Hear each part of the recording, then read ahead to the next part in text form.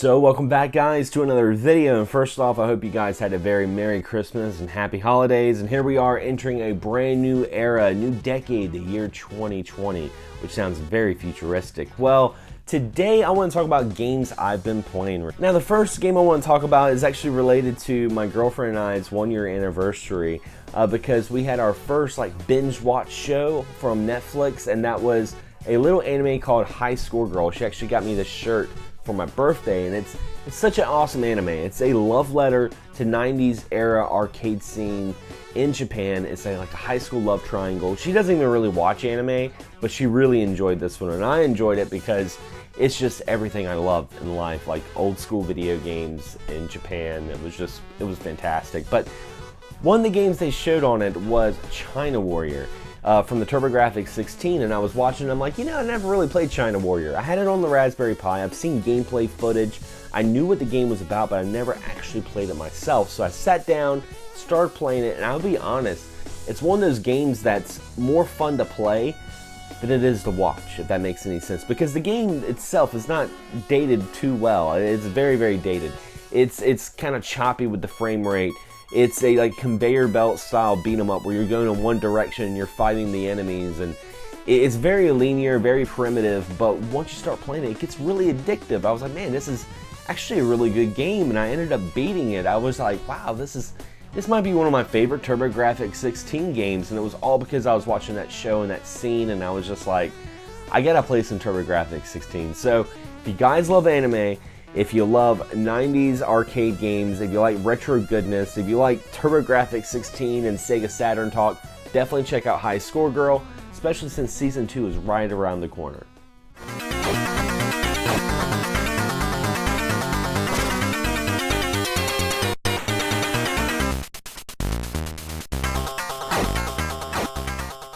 Now, my sister got me a really interesting game for my birthday. It was a game that's been under my radar since it released in October, and that is Luigis Mansion 3. Now, I'm a huge Luigi's Mansion fan. I remember playing the launch on the GameCube, and I always thought it was kind of cool. The GameCube launch title wasn't a Mario game. It was a Luigi game, and it was very different than your standard platformer. It was more of a puzzle game, and what's really awesome about this is this takes everything I love about Luigi's Mansion and really ups the ante. I mean, this is like the definitive Luigi's Mansion experience. If you haven't played the other two, don't worry, you're not going to be left in the dark. You can go and play 3 right now and have so much fun.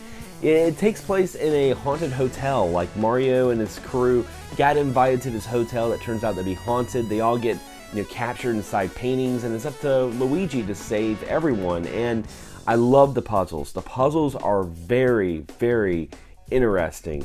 The use of multiplayer with Gooigi adds a whole new element. I haven't played any of the multiplayer, but playing the single player and changing from Luigi to Gooigi and solving puzzles adds a whole new element to the game, and I cannot recommend this enough. If you guys enjoy Luigi's Mansion, if you like puzzles, this is a must-have. It's freaking awesome.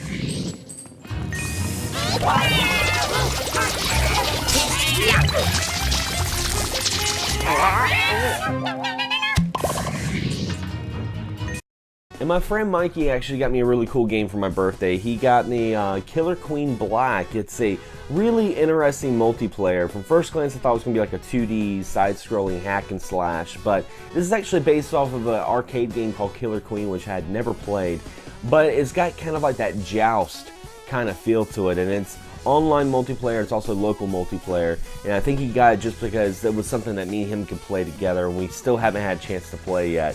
But I played it, I was capturing footage, and it is more addicting than I thought it was going to be. You actually have 3 different ways you can win the game, depending on the job that you have. I mean, there's a job that you're this bug riding a snail, and you have to make it to the end of the area, but the snail's really slow, so you're kind of just a walking target. So you have the grunts that are trying to catch berries and put in this area to give ammo to the other team. Then you have the queens who can just zip around and kill everybody.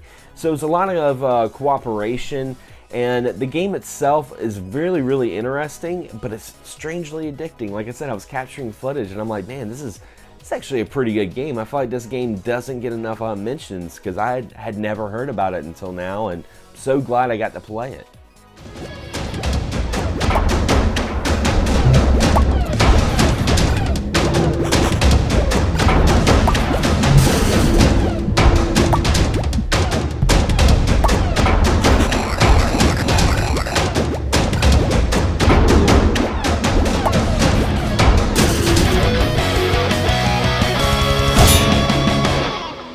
the next game I want to talk about is something I bought from Redbox, actually. Yes, Redbox sells video games, and we all know Redbox is no longer going to be allowing game rentals after this year. So that's really unfortunate, but they decided to liquidate a lot of their games, their inventory, and they were selling games like dirt cheap, like Death Stranding for like 25 bucks. I hate that I missed that.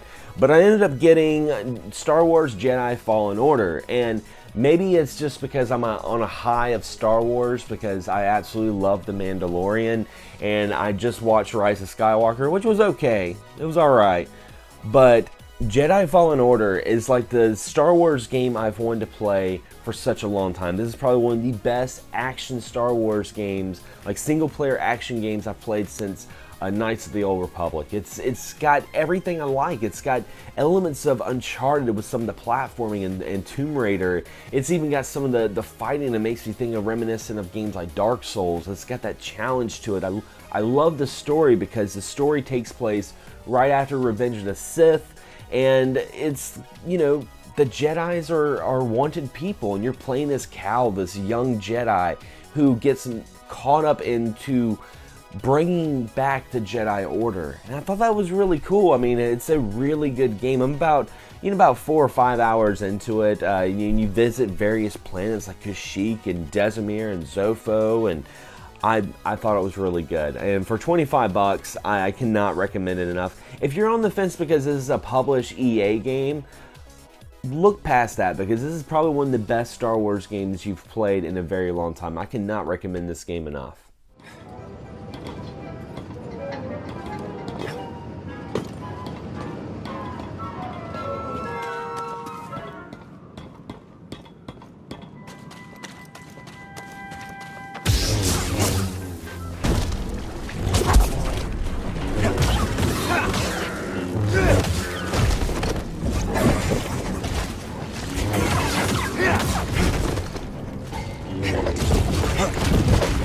And the next game I want to talk about is a really awesome birthday / Christmas gift from my co-host of XS Gaming Podcast, James Gruesome, and that is Judgment. A game I've had under my radar for quite some time, because you guys know, if you've been watching this channel, I'm a huge fan of RGG Studios, the folks who have been behind the Yakuza series, the remake of Fist of the North Star.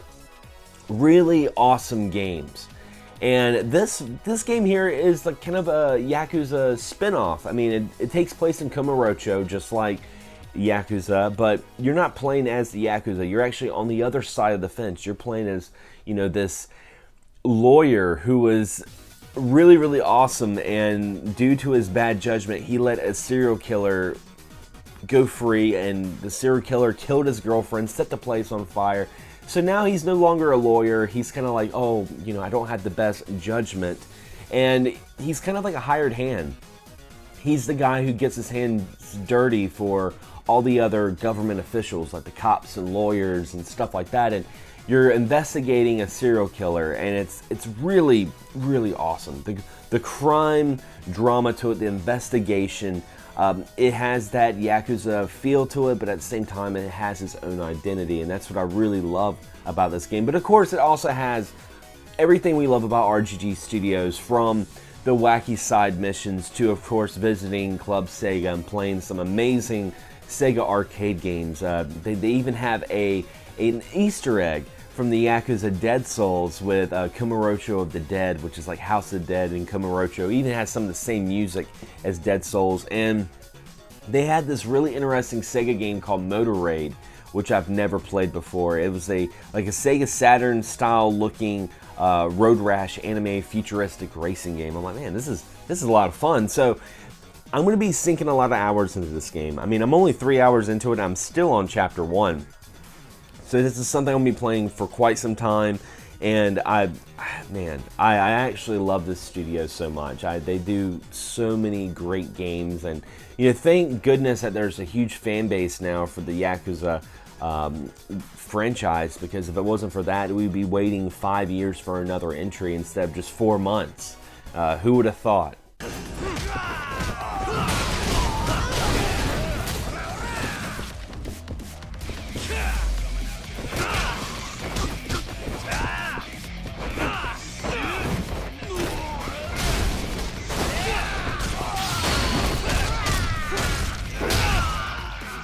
So anyway, guys, those are some games I've been playing recently. What have you been playing? What did you get for Christmas? Leave a comment below. I'd love to hear from you guys. And if you enjoyed this video, don't forget to subscribe, but also hit the bell for notifications so you're notified on weekly content that comes out on this channel. Anyway, guys, as always, thanks for watching, thanks for subscribing, and as always, happy gaming.